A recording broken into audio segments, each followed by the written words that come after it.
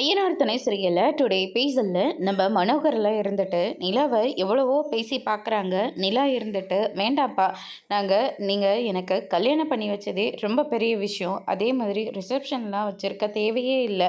நீங்கள் என்னதான் பண்ணாலையும் உங்கள் மேலே எனக்கு முழுசாக நம்பிக்கை வரவே மாட்டேங்குது. அதனால் எனக்கு கொஞ்சம் டைம் கொடுங்க, நானும் கொஞ்சம் மாறணும் இல்லையா?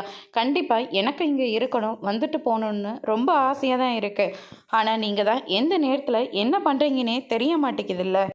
அதனால தான் நான் சொல்கிறேன், கொஞ்சம் எனக்கும் டைம் கொடுங்க அப்படின்னு சொல்லிட்டு நிலா இருந்துட்டு அங்கேருந்து கிளம்பிடுறாங்க. அவங்க வீட்டாளுங்க எவ்வளவோ சொல்லி பார்க்குறாங்க. நிலா வந்து கேட்குற மாதிரியே இல்லை. அவங்க பாட்டுக்கு போயிட்டே இருக்கிறாங்க. அதுக்கடுத்ததாக காரில் போயிட்டுருக்கிற போது பல்லவன் இருந்துட்டு, அண்ணி நான் கூட ஒரு விஷயத்த நினச்சி ரொம்பவே பயந்து போயிட்டேன். எங்கடா நீங்களும் அங்கேயே இருந்துருவீங்களோன்னு ரொம்ப பயந்துட்டேன்.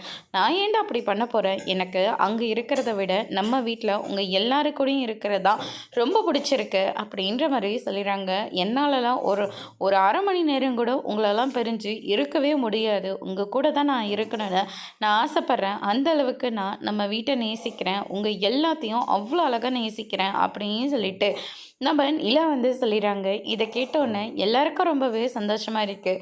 சோழன் இருந்துட்டு நிலாவுக்கு என்னை விட்டு பிரிஞ்சு இருக்க முடியாதுல்ல, அதனால தான் நிலா வந்து அங்கே இருக்கிறதே இல்லை, எப்போவுமே நம்ம கூடயே நம்ம வீட்டில் இருக்குது அப்படின்னு சொல்லிட்டு சோழன் வந்து சொல்லிடுறாங்க. இதை கேட்ட நிலாவுக்கு ரொம்பவே சந்தோஷமாக இருக்குது. அதுக்கடுத்து தான் வந்து பார்த்திங்கன்னா அங்கே அண்ணன் அங்கே அப்பா பேசினதெல்லாம் நீங்கள் பெருசாக எடுத்துக்காதீங்க, அதுக்காக நான் உங்ககிட்ட மன்னிப்பு கேட்டுக்கிறேன் அப்படின்ற மாதிரி சொல்லிடுறாங்க. அட நீ வேறப்பா, அதெல்லாம் ஒன்றுமே கிடையாது. ஆனால் ரிசப்ஷனை உங்கள் வீட்டாளுங்க ரொம்பவே நல்லா பண்ணியிருந்தாங்கம்மா. உங்கள் அப்பா பெரிய லெவலில் பண்ணியிருந்தாரு, பார்க்கவே அவ்வளோ சந்தோஷமாக இருந்தது. எல்லாம் பெரிய பெரிய ஆளுங்களை எல்லாருமே வந்திருந்தாங்க அப்படின்ற மாதிரி நடேசன் வந்து சொல்லிக்கிட்டு இருக்காங்க. சேரன் இருந்துட்டு, ஆமாடா சாப்பாட்டு வகையை பார்க்கணுமே, எவ்வளோ சாப்பாடு அப்படின்னு சொல்லிட்டு பல்லவனும் பாண்டியும் ஒரு பக்கம் சொல்லிக்கிட்டு இருக்காங்க. நிலா அதெல்லாம் கேட்டு ரொம்பவே சந்தோஷப்படுறாங்க. அதுக்கு அடுத்து தான் வந்து பார்த்திங்கன்னா, நம்ம இதவே பேச வேண்டாமே, அதவே திரும்ப திரும்ப பேசினா ஒரு மாதிரி தூக்கமாக வருது, அதனால் நம்ம ஏதாவது விளையாடலாமா அப்படின்ற மாதிரியே சொல்லிடுறாங்க. சோழன் இருந்துட்டு காருக்குள்ளே என்னத்தட விளையாட முடியும் அப்படின்னு சொல்லிட்டு கேட்கவும், இல்லைண்ணே பேசாமல் எல்லாரும் பாட்டு பாடலாமா அப்படின்னு சொல்லிட்டு ஃபஸ்ட்டு நான் ஆரம்பிக்கிறேன் அப்படின்னு சொல்லி பல்லவன் ஒரு பாட்டை பாடுறாங்க. அதுக்கடுத்து தான் நம்ம பாண்டி பாடுறாரு. பாண்டி பாடி முடித்தோடனே நம்ம சேரன் வந்து பாடுறாங்க. அவர் ஏதோ ஒரு பாட்டு ஆனால் சூப்பராக பாடுறாங்க. இதெல்லாம் பழைய பாட்டுடா, அதெல்லாம் இப்போ எங்கே இருக்குது, இப்போ என்ன பேச்சுன்னு கூட என்ன பாட்டுன்னு கூட நம்மளால் சரியாக சொல்ல முடியாத அளவுக்கு பாட்டை வந்து பாடிக்கிட்டு இருக்காங்க அப்படின்னு சொல்லிட்டு நம்ம சேரன் வந்து சொல்லிட்டு இருக்காரு. அதுக்கு அடுத்ததாக வந்து பார்த்திங்கன்னா இந்த சைடு நம்ம சோழன் வந்து பாடுறாங்க நிலவை நினச்சி, நிலாவும் சோழனை பார்த்து பாடுறாங்க. ரெண்டு பேரும் ரொம்பவே ஜாலியாக வந்துகிட்டு இருக்காங்க. அதுக்கு அடுத்ததான் இந்த பக்கம் நம்ம நீ வானதியோட அம்மா இருந்துட்டு திருவண்ணாமலைக்கு போயிட்டு வந்ததுலேருந்து அவங்களுக்கு கால் வலிக்குது அப்படின்ற மாதிரி காலை படுத்தி அழுத்திட்டு இருக்காங்க. அப்போ நம்ம வானத்தையும் வந்து உட்கார சொல்கிறாங்க. எங்கம்மா உன் பையனை காணோம் அப்படின்னு சொல்லிட்டு கேட்கவும், அண்ணன் எங்கன்னு கேளுடி. ஆமாம் அண்ணன் எங்கே அப்படின்னு சொல்லிட்டு கேட்டுக்கிட்டு இருக்காங்க. அவன் எங்கேயோ வெளியில் போயிருக்கான் அப்படின்ற மாதிரி சொல்லிடுறாங்க. அதுக்கடுத்ததா வானதி ரொம்ப தலைவலிக்குதுரி, அதே மாதிரி அங்கெல்லாம் நடந்து நடந்து காலெல்லாம் ரொம்ப வேற வலிக்குது, என்னால் எந்திரிச்சு போய் ஒரு டீ கூட போட முடியாது, அதனால் எங்களுக்காக ஒரே ஒரு டீ மட்டும் போட்டு கொடுங்கடி அப்படின்ற மாதிரி சொல்கிறாங்க. என்னம்மா நீ, எனக்கு டீயெல்லாம் போட தெரியாதுமா, ஏதோ ஒன்று தெரிஞ்ச மாதிரி ஒன்று போட்டுட்டு வாடி அப்படின்ற மாதிரி சொல்லிடுறாங்க. சரி போட்டுட்டு வரேன் அப்படின்னு சொல்லிட்டு வானதி வந்து டீ போடுறதுக்காக போகிறாங்க. என்னையா மண்டபம் அது, அந்த மண்டபம் அவ்வளோ பெருசாக இருக்குது, வந்தவங்க எல்லாருமே பிஸ்னஸ் பார்ட்னருங்க மட்டும்தாங்க, எவ்வளோ ஆளுங்க வந்திருந்தாங்க, அங்கே வந்தவங்க எல்லாமே ரிச்சாக தான் இருந்தாங்க. ஆனால் நிலவா பார்த்தீங்களாங்க, அங்கே வந்ததுலேருந்து நம்மளை மட்டுமே அந்த பிள்ளை கவனிச்சுக்கிட்டு இருந்தது. அதுவும் மணமேடைக்கு போகிறதுக்கு முன்னாடி வரைக்கும் அது நம்மளை மட்டும்தான் பார்த்து பார்த்து கவனிச்சிட்ருக்கு. அது முகத்தில் கொஞ்சம் கூட பணக்காரன்ற திமிரு காட்டவே இல்லையேங்க. அப்படிப்பட்ட ஒரு குடும்பத்தில் பிறந்துட்டு இப்படிப்பட்ட ஒரு வீட்டில் வந்து எப்படி தாங்க அந்த பிள்ளைக்கு இருக்க மனசு வருது?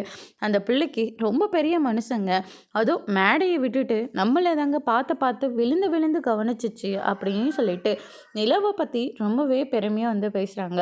நிலவை பேசின உடனே நம்ம வானத்துக்கு தான் பிடிக்கவே பிடிக்காதே, அதனால் வானத்துக்கு ரொம்பவே கோபம் வருது. திருவண்ணாமலைக்கு போயிட்டு வந்தாங்களா, அதோட பேச்சை நிப்பாட்டிக்கணும், அதை விட்டுட்டு சும்மா அதையவே பேசிகிட்டு இருந்தா அந்த வீட்டில் தான் எப்போ பாரு அந்த நிலாவை பற்றி பேசிக்கிட்டு இருக்காங்க. எங்கே வந்தாலையும் நீங்களும் அவளை பற்றியே பேசிக்கிட்டு இருக்கீங்க. உனக்கு என்னடி பிரச்சனை? நீங்கள் அந்த மாதிரி இடத்துல இருந்திருந்தா எங்களெல்லாம் நீ பார்த்துருப்பியா? இல்லை கவனிச்சுக்கு தான் கவனிச்சிருப்பியா? சத்தியமாக இருக்க மாட்டடி அப்படின்ற மாதிரி சொல்லிடுறாங்க. அந்த நிலாவை பார்த்து சில விஷயங்களை நீ கற்றுக்கோ அப்படின்னு சொல்லிட்டு வானதியோட அப்பா அம்மா சொல்லிடுறாங்க. முதல்ல அவளை பார்த்து பொறாமப்படுறதை விட அவளுடைய ஃப்ரெண்ட்ஷிப்பை நீ நல்லபடியாக யூஸ் பண்ணிக்க பாரு அப்படின்ற மாதிரி சொல்லிடுறாங்க. அதுக்கு அடுத்ததான் இதில் சர்க்கரையே நீ போடலாமா அப்படின்ற மாதிரி சொல்லிடுறாங்க. கொடுங்கப்பா போட்டு எடுத்துகிட்டு வரேன் அப்படின்ற மாதிரியும் சொல்லிடுறாங்க.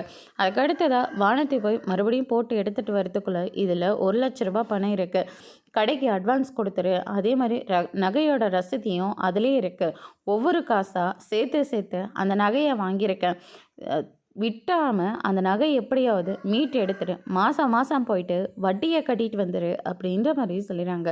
ஷீட்டை நீங்களே வச்சுக்கோங்க, வட்டியும் நீங்களே கட்டிக்கோங்க அப்படின்ற மாதிரி சொல்கிறாங்க. அதை கேட்ட வானதி அம்மா ரொம்பவே கோவப்படுறாங்க. இல்லைம்மா, என் கையில் வச்சா நான் தொலைச்சிரும்ல, அதனால தான் அப்பா கிட்ட அப்படி சொன்னேன், வேறு ஒன்றும் இல்லை, காசு என்னவோ எடுத்துகிட்டு வந்து நான் கொடுக்குறேன் அப்படின்ற மாதிரி சொல்லிடுறாங்க. அதுக்கு அடுத்ததான் பார்த்திங்கன்னா இவ்வளோ சீக்கிரமாக எனக்கு பணத்தை ரெடி பண்ணி கொடுத்துருக்க ரொம்ப தேங்க்ஸ்ப்பா அப்படின்னு சொல்லிட்டு வானதி அந்த பணத்தை எடுத்துகிட்டு போயிடுறாங்க. அதுக்கடுத்து தான் பார்த்திங்கன்னா இவெல்லாம் அந்த நிலா மாதிரியெல்லாம் சுட்டு போட்டாலும் வரமாட்டாங்க அப்படின்னு சொல்லிட்டு வானதியோட அம்மா ஒரு பக்கம் சொல்லிக்கிட்டு இருக்காங்க.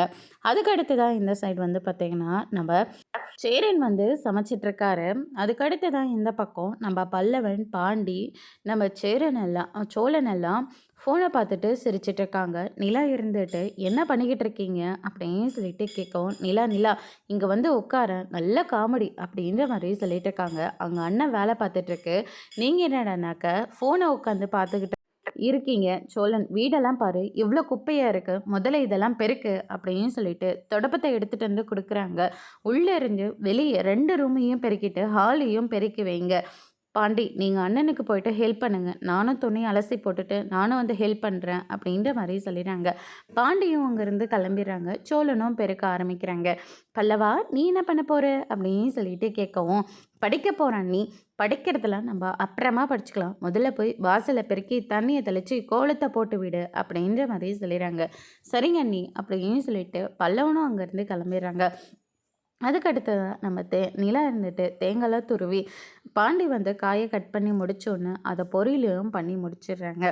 உனக்கு எதுக்குப்பா இவ்வளோ சிரமம், எனக்கும் வேலை கொஞ்சம் மிச்சம் ஆகுதில்ல அப்படின்ற மாதிரி சேரன் சொல்லிடுறாங்க. உங்களை மிச்சப்படுத்துறதுக்காக தான் நாங்கள் இவ்வளோ வேலையும் பார்த்துட்ருக்காங்கன்னு அப்படின்னு சொல்லிட்டு நிலா ஒரு பக்கம் சொல்லிக்கிட்டு இருக்காங்க.